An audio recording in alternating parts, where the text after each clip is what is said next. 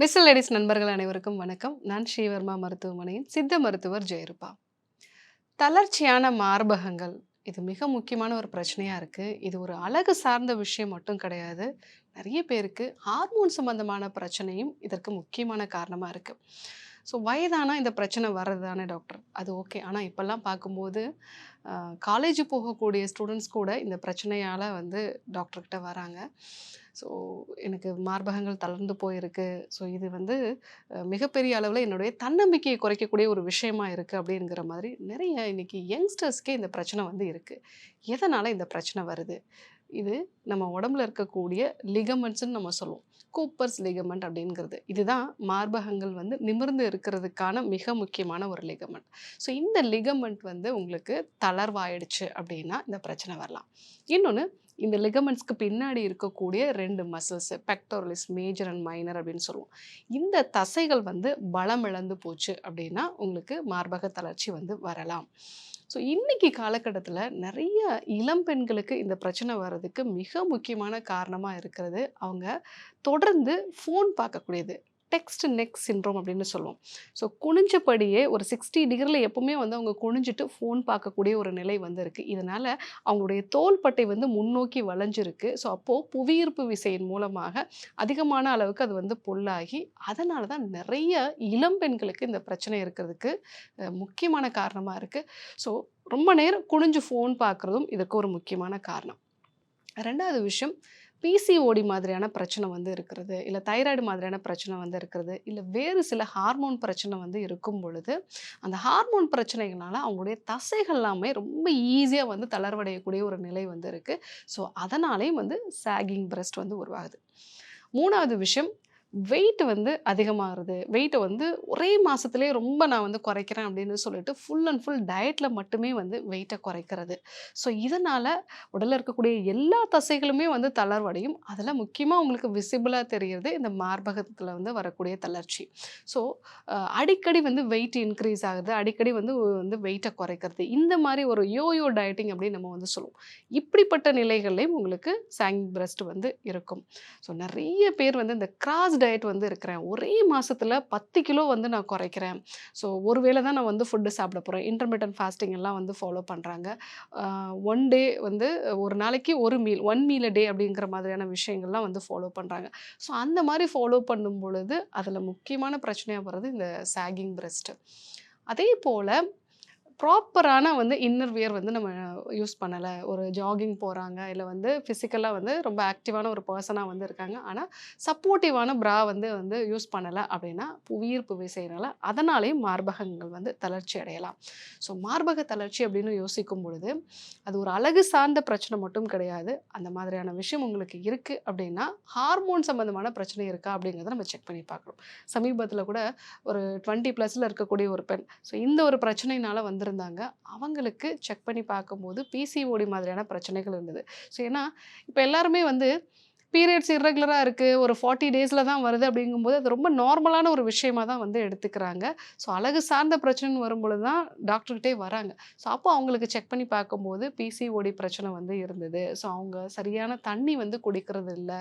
So ஃபிசிக்கலாக வந்து அவங்க ஆக்டிவாகவும் வந்து இல்லை. அப்போ அவங்களுடைய தசைகள் எல்லாமே தளர்வடையக்கூடிய ஒரு நிலை. ஈவன் வந்து அவங்க ரொம்ப ஒல்லியாக இருக்கக்கூடிய ஒரு நபர் தான், அவங்களுக்கு இந்த பிரச்சனைகள்லாம் வந்து இருந்தது. ஸோ மார்பக தளர்ச்சி அப்படிங்கிறது வந்து உங்கள் உடம்புல இருக்கக்கூடிய ஹார்மோனல் இம்பேலன்ஸோட ஒரு அறிகுறியாக கூட இருக்கலாம். ஸோ இதற்கு என்னென்ன விஷயங்கள்லாம் நம்ம வந்து ஃபாலோ பண்ணணும்? முதல் விஷயம், உங்களுக்கு ஹார்மோனல் இம்பேலன்ஸ் ஏதாவது இருந்ததுன்னா அதை சரி செய்கிறதுக்கான உணவு முறை மாற்றங்கள், வாழ்வியல் முறை மாற்றங்களை ஃபாலோ பண்ணணும். 2வது, நல்ல தண்ணீர் குடிக்க வேண்டியது அவசியம். ஏன்னா தண்ணீர் குறைவாக இருந்தது அப்படின்னா உங்கள் உடம்புல இருக்கக்கூடிய லிகமெண்ட்ஸ் வந்து ரொம்ப ஈஸியாக வந்து தளர்வடைஞ்சிரும், தசைகளும் வந்து பலமிழந்து போயிடும். ஸோ அதனால் நல்ல தண்ணீர் குடிக்க வேண்டியது அவசியம்.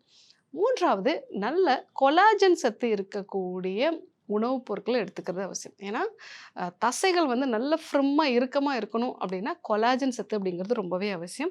ஸோ கொலாஜன் சத்து வந்து இருக்கக்கூடிய மாதுளை வந்து எடுத்துக்கிறது நல்லது, பயறு வகைகள் வந்து எடுத்துக்கிறது நல்லது, ஆட்டு எலும்பு சூப்பு, கீரை வகைகள் இதெல்லாம் நம்ம வந்து எடுத்துக்கிட்டோம் அப்படின்னா ஸோ நம்ம உடம்புல இருக்கக்கூடிய எல்லா பகுதியுமே, தோல், அதே மாதிரி வந்து நம்மளுடைய தசைகள் இது எல்லாமே வந்து இறுக்கமாக மாற ஆரம்பிக்கும்.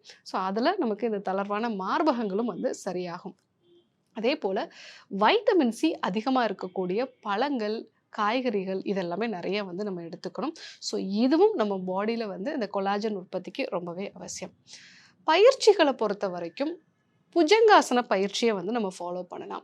இந்த புஜங்காசனம் அப்படிங்கிறது நம்ம அண்ணாந்து நம்ம மார்பகங்கள விரிச்சு பண்ணக்கூடிய விஷயம். இதன் மூலமாக நம்மளுடைய தோள்பட்டை கரெக்ட்டான அந்த பொசிஷனுக்கு வந்து வரும். அதிகமான அளவுக்கு ஆக்ஸிஜனும் நம்ம உடம்புக்குள்ள வந்து போகும். பெக்டோரலிஸ் மேஜர்ங்கிற மசில், அதே மாரி பெக்டோரலிஸ் மைனர்ங்கிற மசில், நம்மளுடைய இந்த கூப்பஸ் லிகமெண்ட் அப்படின்னு சொல்லுவோம் இல்லைங்களா? இது எல்லாமே நல்லா ஸ்ட்ரென்தன் ஆகறதுனால உங்களுக்கு அந்த பிரச்சனைகள் வந்து சரியாகும். 2வது தனுராசனம். தனுராசனம் நம்ம உடம்புல இருக்கக்கூடிய மொத்த ஃபேஸியாவுமே நல்லா வந்து ஸ்ட்ரெச் பண்ணக்கூடிய ஒரு நேச்சர் இருக்கும். ஸோ இதுவும் வந்து தளர்ந்த மார்பகங்களுக்கு நல்ல ஒரு எக்ஸர்சைஸா வந்து இருக்கும். 3வது உஸ்ட்ராசனம் அப்படின்னு சொல்லக்கூடியது இந்த ஒட்டகம் மாதிரி நம்ம நின்னுட்டே பின்னோக்கி வளைஞ்சு செய்யக்கூடிய ஆசனம். ஸோ இந்த 3 ஆசன பயிற்சிகளையும் நம்ம வந்து பண்ணும் பொழுது தளர்ந்த மார்பகங்கள் கொஞ்சம் கொஞ்சமா வந்து இறுக ஆரம்பிக்கும். அதே போல எக்ஸர்சைஸ பொறுத்தவரைக்கும் நம்ம வால் புஷ்அப்ஸ் வந்து நம்ம பண்ணலாம். ஸோ நம்ம சுவர்ல வந்து கைகள வச்சு நம்ம வந்து புஷ்அப்ஸ் மாரி வந்து பண்ணலாம். அதுவும் நம்மளுடைய தோள்பட்டைகள வந்து பலப்படுத்தும். தசைகளையும், லிகமெண்ட்ஸையும் வந்து நல்லா வந்து பலப்படுத்தும். மார்பகங்களுக்கு ஒரு ஆயில் மசாஜ் மாரி வந்து பண்ணலாம். ஒரு லேப்பம் மாதிரி வந்து நம்ம போட்டுட்டு வரலாம். அது என்னென்னலாம் வந்து நம்ம போடலாம் அப்டின்னா, வெந்தயத்த வந்து நல்லா பொடி பண்ணி பவுடர் ஆக்கிக்கோங்க. ஸோ அத பவுடர் ஆக்கி வந்து சலிச்சுடுங்க. அதே போல சதாவரி. இந்த சதாவரி வந்து நல்லா பவுடர் ஆக்கி அதையும் சலிச்சுக்கோங்க. இது 2யும் வந்து ஈக்குவல் குவான்டிட்டி வந்து எடுத்துட்டு, ஒரு 1 டீஸ்பூன் வந்து நம்ம எடுத்துக்கலாம். இது கூட பட்டர நல்லா உருக்கிட்டு, இந்த பவுடர் 2யும் அது கூட நல்லா மிக்ஸ் பண்ணிக்கணும். மிக்ஸ் பண்ணிட்டு அப்படியே விட்டுருங்க. ஸோ அது இறுகிடும். அது நல்ல ஒரு ஆயின்மெண்ட் மாரி வந்து உங்களுக்கு கிடைக்கும். அத வச்சு நீங்க வந்து ரெகுலரா மசாஜ் பண்ணுங்க. ஸோ அந்த மாரி மசாஜ் பண்ணும் பொழுதும், ஸோ அது நல்ல ஒரு குளிர்ச்சி தன்மை வந்து கொடுக்கக்கூடியது. அதே மாரி ஹார்மோன் சம்பந்தமான பிரச்சனைகளுக்கும் அது ஒரு நல்ல தீர்வா வந்து இருக்கும். ஜெர்மனிலலாம் வந்து குளிர்ச்சியான தண்ணிய வச்சு இந்த பயிற்சி முறைகள்லாம் வந்து குடுப்பாங்களாம் தளர்ந்த மார்பகங்களுக்கு. ஸோ அதனால நல்ல குளிர்ச்சியான ஒரு மூலிகைகள வந்து நம்ம வந்து யூஸ் பண்ணும் பொழுது, இந்த தளர்ந்த மார்பகங்கள்ல ஒரு நல்ல மாற்றம் இருக்கும். ஆனாலும், நீங்க என்னதான் வெளியில வந்து ஒரு மசாஜ் பண்ணினாலும் கூட, நீங்க தண்ணீர் நல்லா குடிக்க வேண்டியது, கொலாஜன் இருக்கக்கூடிய ஃபுட் எடுத்துக்க வேண்டியது, ஹார்மோன் பேலன்சிங் இதெல்லாம் ரொம்ப ரொம்ப முக்கியம். அது கூட பயிற்சிகளும் ரொம்ப முக்கியம். ஸோ இது கூட நீங்க வந்து இந்த மசாஜ் மாதிரியான விஷயங்கள வந்து நீங்க ஃபாலோ பண்ணலாம். அந்த மாரி ஃபாலோ பண்ணும்போது, உங்களுக்கு நல்ல மாற்றங்கள வந்து நீங்க பார்க்க முடியும். அதேபோல லேப்பம் அப்படிங்கிற மாரி ஒரு பேக் மாரி வந்து போடுறது. ஸோ அது வந்து நீங்க மல்லிகைப்பூ, அது கூட வந்து மஞ்சு டீ இது 2யும் நல்லா வந்து அரைச்சுட்டு, அத வந்து எக்ஸ்டர்னலா வந்து ஒரு பேக் மாரி வந்து போடலாம். ஸோ அந்த மாரி போடும் பொழுதும் அவங்களுக்கு நல்ல ஒரு இறுக்கம் வந்து உண்டாகும். ஸோ தளர்ந்த மார்பகங்கள் அப்படிங்கிறது ஒரு அழகு சார்ந்த பிரச்சனை மட்டும் கிடையாது. இது உங்களோட உடம்புல ஹார்மோனோட பிரச்சனைகளுக்கான மிக முக்கியமான ஒரு அறிகுறியா நம்ம வந்து பார்க்கணும். ஸோ அப்போ அதற்கான காரணங்கள்லாம் என்ன? என்னென்னலாம் வந்து நம்ம தவறுகள் பண்றோம்? அதெல்லாம் அவாய்ட் பண்ணிட்டு, நான் சொன்ன இந்த பயிற்சி முறைகளையும், உணவு முறை மாற்றங்களையும் நீங்க வந்து ஃபாலோ பண்ணும் பொழுது, ஸோ கண்டிப்பா நல்ல மாற்றங்கள் வந்து இருக்கும். ஸோ இன்னைக்கு தளர்ந்த மார்பகங்கள் எதனால வந்து உருவாகுது அப்படிங்கிறத நம்ம பார்த்தோம். ஸோ அதற்கான பயிற்சி முறைகளையும் நம்ம வந்து பார்த்தோம். கண்டிப்பா ஃபாலோ பண்ணி பாருங்க. ஏன்னா நெறைய யங்ஸ்டர்ஸ் வந்து இந்த பிரச்சனைக்காக நெறைய ஆயில்ஸ் எல்லாம் வாங்கி வந்து யூஸ் பண்றாங்க. பட் ஆயில் யூஸ் பண்ணா மட்டும் பத்தாது. உணவு முறை மாற்றங்களும், ஹார்மோன் பேலன்ஸிங்கும் அவசியமான ஒண்ணு அப்படிங்கிறத அவங்க எல்லாருக்குமே வந்து சொல்லுங்க. ஸோ இதே போன்று இன்னொரு ஒரு அற்புதமான தகவலோடு உங்கள சந்திக்கிறேன். ஸோ உங்களுக்கு இதே மாதிரி மார்பகங்கள்ல ஏதாவது பிரச்சனை இருக்கு அப்படின்னா கமெண்ட்ல வந்து சொல்லுங்க. அதை எப்படி நம்ம பேலன்ஸ் பண்றது அப்படிங்கிறத நம்ம வந்து அடுத்தடுத்து வரக்கூடிய வீடியோக்கள்ல பார்க்கலாம்.